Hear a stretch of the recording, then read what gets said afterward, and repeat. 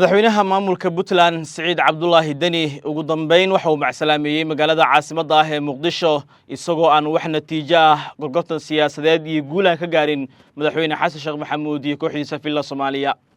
hogaamiyaha Puntland Saciid Dani ayaa hadal u muuqday niyad-jab shalay ka sheegay madashii arrimaha dastuurka looga hadlayay Hotel Jazeera isagoo yiri madaxweyne Xasan in lala hadlo ma habboona haddii uu iska dhoola cadeynayo si kasta oo loola hadlo wuxuu sidoo kale xaqiijiyay in ay waayeen wado iyo wadiiqo cad oo ay kula hadlaan madaxweynaha jamhuuriyadda taas waxay ka dhigan tahay ama ay muujisayba in Saciid Cabdullaahi Dani hadda uu soo gabagabeeyay joogitaankiisa caasimadda qoosiini jabna uu ka qaaday kulamadii kala duwanaa ee uu ka waday gudaha magaalada Muqdisho ilaa kulamadii ugu dambeeyay uu la qaatay madaxweyne Xasan Sheekh Maxamuud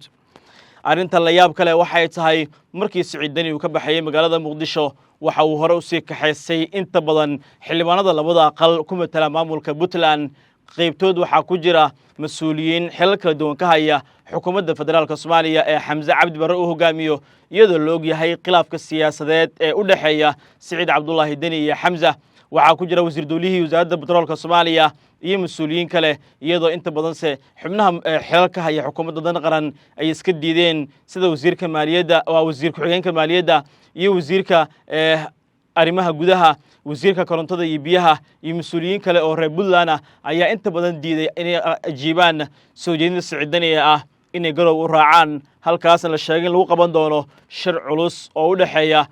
siyaasiyiinta waxgaradka iyo cuqaasha Puntland kaasoo la sheegay in lagu go'aamin doono xaaladda siyaasadda dalka iyo si guud go'aanka mandiqadda iyo in ay Puntland ka sii mid ahaanayso jamhuuriyadda federaalka Soomaaliya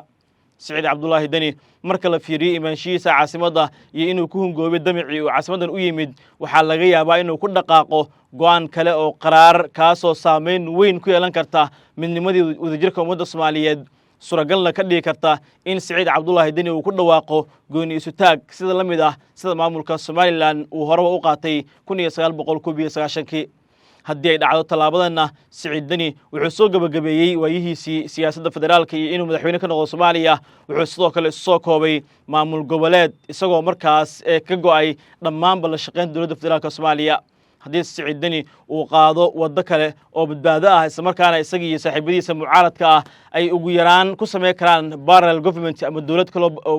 dhinac socota dowladda federaalka waxay noqon kartaa qorshe si weyn u weeqda saameynta siyaasadda madaxweyne Xasan kuna qasabta si degdeg ah waliba inta afisooyin dib loogu laabto haddaba garowe iyo waxa laga filan karo doodada soo aadan isha ku hay oo la soco halkan Himilo Somali TV tan iyo kulan dambe nabadgelyo